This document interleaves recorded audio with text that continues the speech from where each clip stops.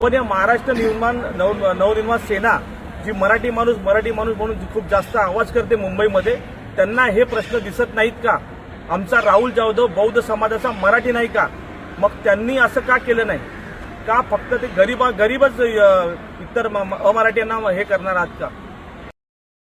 मनसे नेहमी म्हणते मुंबई मराठी माणसाची, मग मराठी माणसावर बौद्ध मराठी माणसावर अन्याय झाला आहे तर मनसे गप्प का? गेल्या 15 दिवसापासून रयजा बिल्डर विरुद्ध राहुल जाधव असा संघर्ष सुरू आहे. जर मनसे पदाधिकारी आणि नेते मराठी माणूस म्हणतात, त्यांना सांगायचे आहे की वंचित बहुजन आघाडीच्या मुंबई प्रदेशाध्यक्ष स्नेहल सोनी आणि युवा आघाडीचे मुंबई प्रदेशाध्यक्ष सागर गवई हे रयजा बिल्डरच्या ऑफिसमध्ये मराठी माणसासाठी गेले होते. मनसेला बौद्ध राहुल जाधव हे मराठी आहेत हे दिसत नाही का? मनसेचे लोक गरीब लोकांना मारत असतात, ते श्रीमंत बिल्डरच्या विरोधात आवाज उठवणार का? या विरोधात आवाज उठवण्याचे काम वंचित बहुजन आघाडीच्या पदाधिकाऱ्यांनी केले आहे.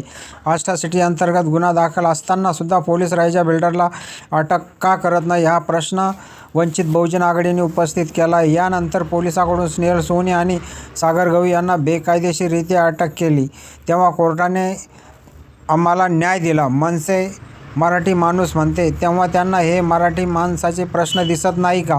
बौद्ध समाजाचे राहुल जाधव हे मराठी व्यक्ती दिसत नाही का? मनसे गप्प का? मनसेनं फक्त गरीब अमराठींना विरोध करणार का? जेव्हा मुंबईकरांवर अत्याचार होईल तेव्हा वंचित बहुजन आघाडी आपल्या स्टाईलने उत्तर देईल.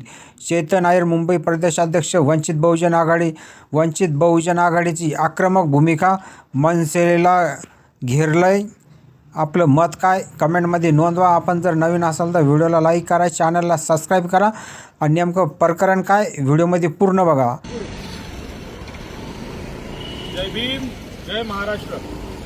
आज मी माटुंगा राजगृह इथे उपस्थित आहेत. माझ्याबरोबर मुंबईच्या अध्यक्षा सन्माननीय आमच्या स्नेहल सोनी आणि एक बाजूला आमचे युवकचे अध्यक्ष सागर गवई आहेत. मागील 15 दिवसांपासून मुंबईमध्ये रहेजा वर्सेस राहुल जाधव जो ॲट्रॉसिटीचा मामला आहे तो मोठ्या उत्साहामध्ये काही आमचे विरोधक आहेत ते मनवत आहेत. पण मला या व्हिडिओच्या माध्यमातून त्यांना सांगायचं आहे, प्रामुख्याने महाराष्ट्र नवनिर्माण सेनेचे जे पदाधिकारी मुंबईमध्ये आणि त्यांचे नेते जे मराठी माणूस म्हणून जे खूप आवाज करतात, त्यांना या व्हिडिओच्या माध्यमातून सांगायचं आहे की आमच्या स्नेहल सोनी आणि आमचे सागर गवई हे ज्या रहेजाच्या ऑफिसमध्ये गेलेले त्या मराठी माणसासाठीच गेलेले.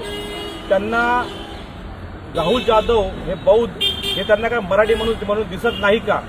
महाराष्ट्र नवनिर्माण सेना नेहमीच गरिबांना मारत असते. त्या श्रीमंत बिल्डरच्या विरोधात ते कधी आवाज उठत नाही का? त्यांना या विषयामध्ये आवाज उठला असं वाटला नाही. आमच्या कार्यकर्त्यांनी जे केलेलं आहे ते योग्यच केलेलं असं मी म्हणेन.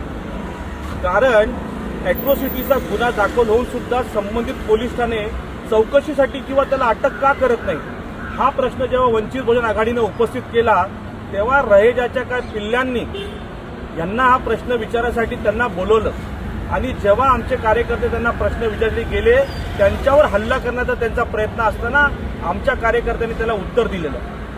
त्याच्यानंतर आपण बघितलं की मागच्या रविवारी कार्यकर्त्यांना पोलिसांनी अनधिकृत पद्धतीने त्यांना अरेस्ट केली, त्यांना कोर्टात उभं केलं. सन्माननीय न्यायालयाने सुद्धा त्यांना न्याय दिलेला आहे. पण या महाराष्ट्र नवनिर्माण सेना जी मराठी माणूस म्हणून खूप जास्त आवाज करते मुंबईमध्ये, त्यांना हे प्रश्न दिसत नाहीत का?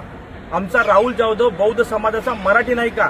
मग त्यांनी असं का केलं नाही का? फक्त ते गरीबच इतर अमराठ्यांना हे करणार आहात का? हा खूप चुकीच्या पद्धतीचा मेसेज इथले राजकीय पक्ष करत आहेत. मी त्यांना या व्हिडिओच्या माध्यमातून सांगतो, जेव्हा मुंबई ही सर्वांची आहे, जेव्हा इथे चुकीचे प्रकार घडतील, वंचित बहुजन आघाडी आपल्या स्टाईलमध्ये त्यांना उत्तर देत आली आहे आणि पुढेही देईल. जय भीम, जय भारत, जय महाराष्ट्र, जय संविधान. धन्यवाद. वंचित बहुजन आघाडीचा